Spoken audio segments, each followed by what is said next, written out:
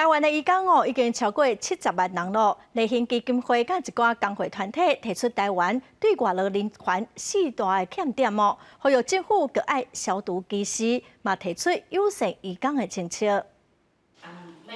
为菲律宾来家属移工 Jasmine 讲出为虾米和菲律宾相比，台湾有较好的社会福利，但是伊的朋友大部分也是转去菲律宾。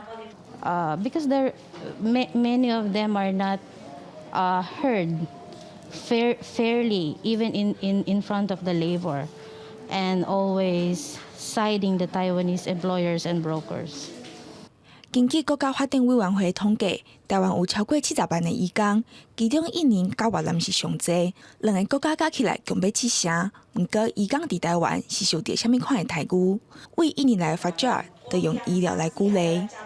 Hingga sekarang kami masih terus berjuang untuk dapatkan hak sehat dan berobat karena tidak adanya penyedia layanan yang berbasis bahasa ibu di rumah sakit.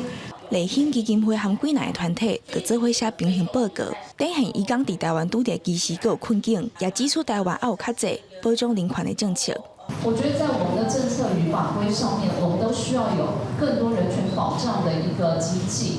那另外，我们的整体的社会也应该要创造一个友善的、温暖的一个氛围。参考国际的经验，爱为消毒机师开始。报告展现出台湾对非公民的司法程序平等保障也是无够。地方的警政单位会以无同意人员做理由拒绝受理，也有政治人物伫网络顶写出种族歧视的言论，这款物件拢会影响到社会对非公民族群的理解。记者柯家酸、小桂林台北报道。